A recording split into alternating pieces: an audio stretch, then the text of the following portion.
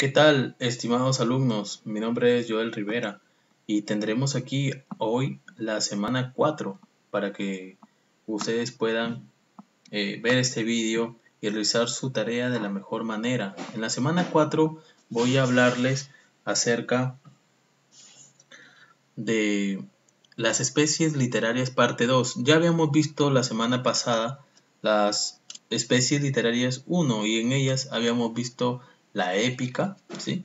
De nuevo habíamos repasado un poco el género épico y después tocamos la epopeya y el cantar de gesta, que son los principales.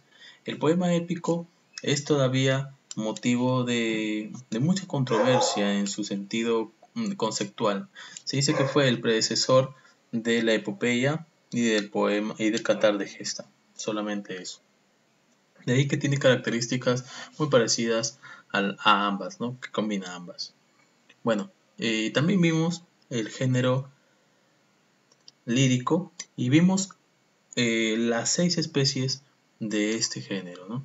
Que estaba pues la epístola, estaba la epigrama, la oda, la elegía, el madrigal, ¿verdad? Entonces hoy día vamos a conocer en la segunda parte los géneros dramático, narrativo y didáctico, sus respectivas especies. Vamos ahí.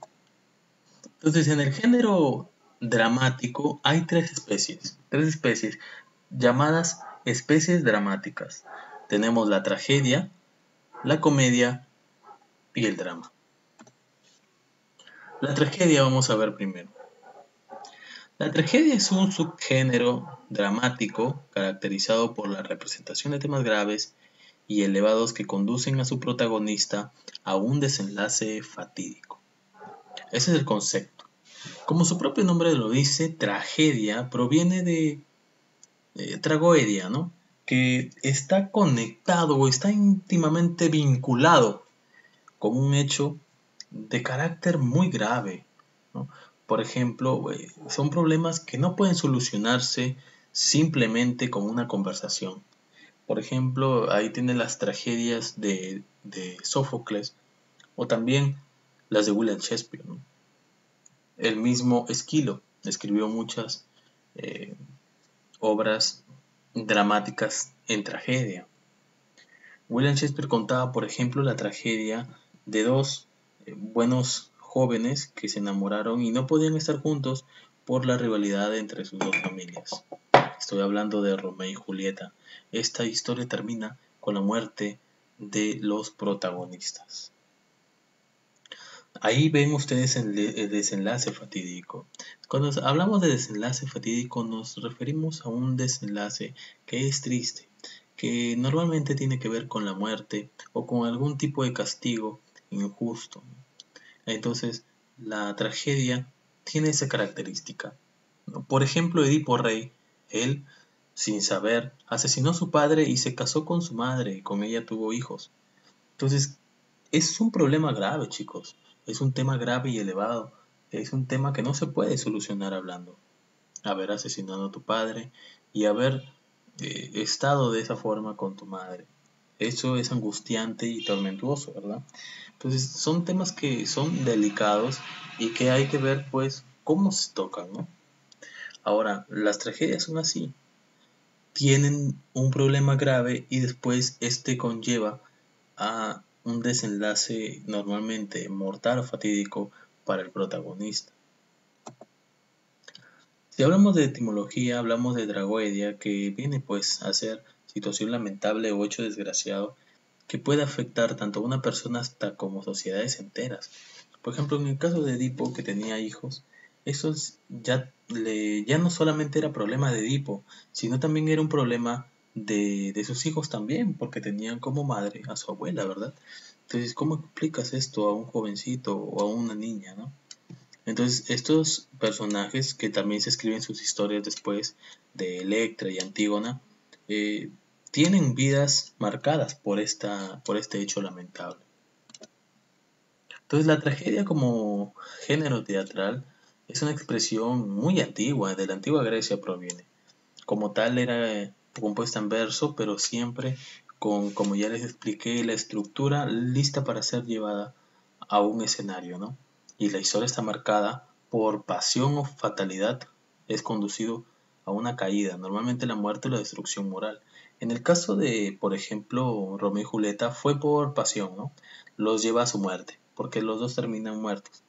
Ahora, en el caso de Edipo, por ejemplo, es por fatalidad, porque es algo que él no deseó, él no lo hizo adrede, fue una cuestión de destino. Entonces, ahí sí podemos hablar de fatalidad, es conducido a la destrucción moral, porque lo que hizo en ninguna sociedad es aceptada como algo bueno o algo de provecho, no casarte con tu madre. Ahora, en ese sentido, en ella predominan los conflictos y las pasiones humanas. Ahora hablaremos de la comedia. La comedia toca temas que no son tan graves, son temas, normalmente son confusiones, malos entendidos, los personajes están confundidos, se equivocan el nombre, se equivocan de personajes, y son problemas muy pequeños a veces que se solucionan rápido, que se solucionan muy rápido, y que además se solucionan de una manera no tan difícil como lo haría una tragedia, ¿no? Se soluciona y siempre termina en un final feliz. En cambio, la tragedia siempre es un desenlace fatídico o mortal, o sea, triste, funesto. Si hablamos de comedia, el lenguaje de la comedia es divertido, ocurrente y humorístico, por no decir espontáneo. Mientras que en la tragedia, los espectadores sufren con las desgracias de los personajes o protagonistas. ¿Cómo sufrí cuando leí la primera vez Romeo y Julieta hace mucho tiempo? Por el desenlace que tienen ellos. En cambio, aquí en la comedia se ríen, lo pasan bien con las peripecias y enredos de los personajes. A veces incluso hay un bufón, un loco o algo que le da ese sentido humanístico, ese sentido eh, gracioso a la historia.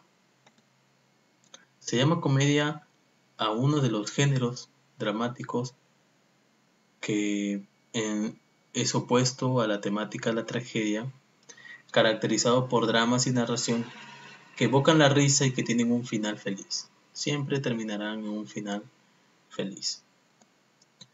La comedia, diferente a la tragedia, no se ocupa en enaltecer o abordar solamente a los personajes o solemnemente a estos, sino que escoge del vulgo y lo somete no a un destino fatal, sino a los rigores del azar.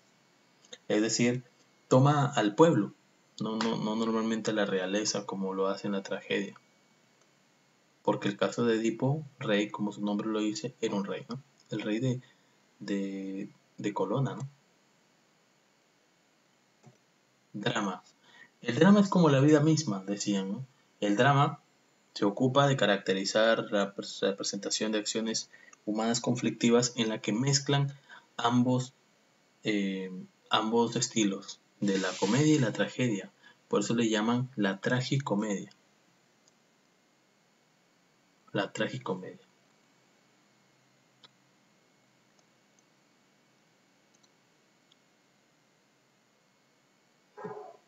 Esto se debe a que el drama pretende representar la vida tal cual es, razón por la cual se tiende a tratar los asuntos de forma menos rígida que la tragedia y menos ligeros que la comedia. Es decir, que mezcla los de los dos. Ahora, en especies narrativas tenemos el cuento, la novela y la fábula. Vamos a hablar primero del cuento.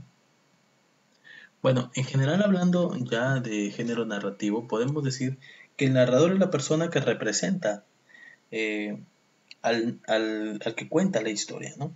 El que te presenta la narración, los personajes, el ambiente donde se van a desarrollar estos, y justamente te habla de la evolución del personaje principal. Da a conocer entonces el mundo imaginario al lector. Inclusive este narrador puede ser mismo un protagonista. Ahí está. Pero la narración siempre toma escenarios y, y hechos y personas que son conocidas, es decir, que son parte de nuestra realidad. Lugares reales terminan en la narración convirtiéndose en escenarios. hechos cotidianos en acciones de los personajes, personas y seres en personajes. El cuento, entonces, hablando ya de las especies, es un relato breve de carácter ficticio, a veces real también,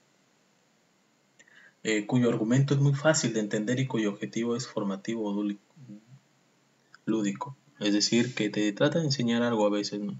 No siempre se cumple esto, pero algunos piensan que comenzó de esa forma, porque cómo comienza o cómo tiene origen el cuento es cuando los padres le contaban ovejas a sus hijos para que se duerman en la antigüedad.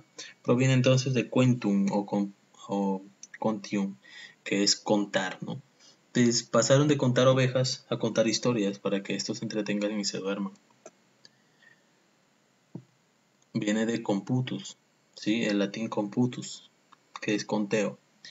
Y el cuento tiene una estructura central vinculada a los protagonistas. Gira en torno a los protagonistas. Normalmente es breve.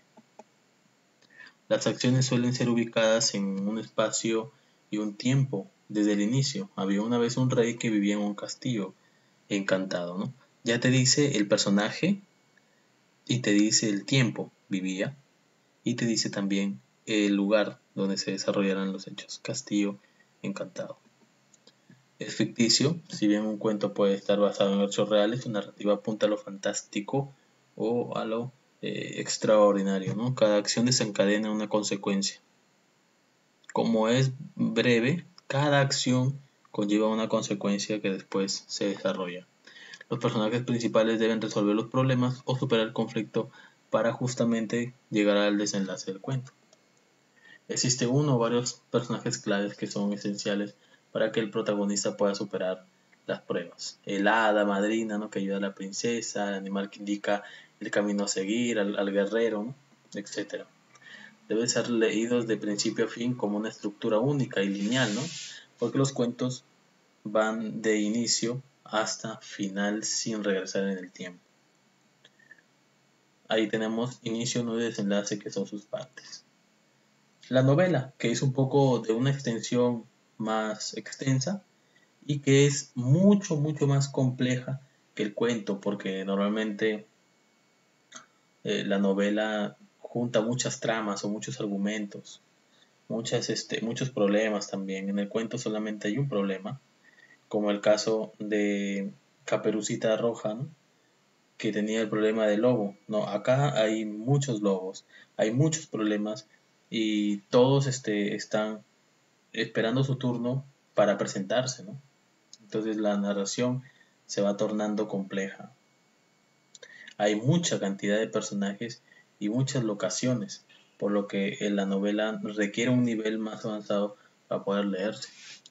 Junto a la fábula y al cuento, una de las especies que divide el género narrativo cuyo rasgo distintivo es la construcción ficcional de un narrador.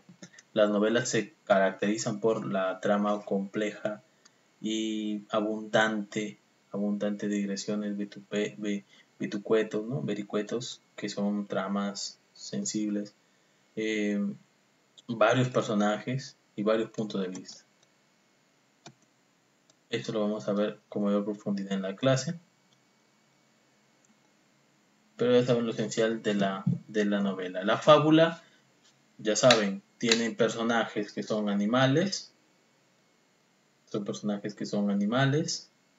y en la novela pues tiene trama muy específica y muy variada y compleja.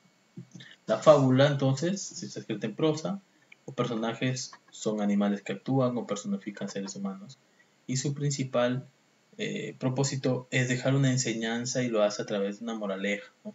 Moraleja viene de moral, ¿no?, cómo debería actuar el hombre.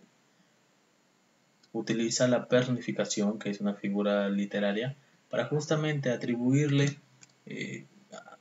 comportamientos que normalmente son humanos a personajes como animales que normalmente no tendrían esos atributos. Entonces las fábulas se presentan en una estructura muy sencilla, tal y como el cuento, de principio, desarrollo y desenlace. Entonces el género de las fábulas es el género narrativo, es escrito en prosa normalmente, pero también puede estar escrito en verso. Suelen ser historias muy breves. Los personajes en su mayoría son animales u objetos animados, humanizados. Y los temas son normalmente los vicios, ¿no? Que uno tiene que liberarse de los vicios, como la envidia, la avaricia, la arrogancia y la mentira. Tiene una estructura sencilla y normalmente la moraleja es la enseñanza moral, el consejo o pauta para tu conducta para que mejores alguna especie de comportamiento. Y por último, en el ensayo, hablemos que el ensayo significa peso y que está escrito en prosa y que expresa las ideas u opiniones sobre un tema determinado por un autor, que normalmente, por uno o más autores también puede ser, que normalmente lo ha vivido, o sea, habla por experiencia, o simplemente lo ha estudiado y lo ha investigado a tal punto que puede enseñar a otros por medio de un ensayo lo que él quiere mostrarle al lector. Bueno, hay muchas formas de estructura para el ensayo. Ahí vamos a verlo a profundidad esto. Y presenta argumentos. Siempre el ensayo da muchos puntos de vista, pero defiende sus puntos de vista con reflexiones y argumentos. Y aquí hay un texto que vamos a leer en clase. La definición ahí está. El objetivo es ser un texto didáctico, instruir y educar. Bien chicos, espero que les haya gustado este vídeo y que lo hayan visto con interés. Si hay algo que no entendieron o algo que quedó como un cabo suelto, me lo pueden hacer saber a través del Educay escribiéndome un mensaje. Espero que os haya quedado claro. Cuídense mucho, nos vemos hasta la próxima. Bye bye.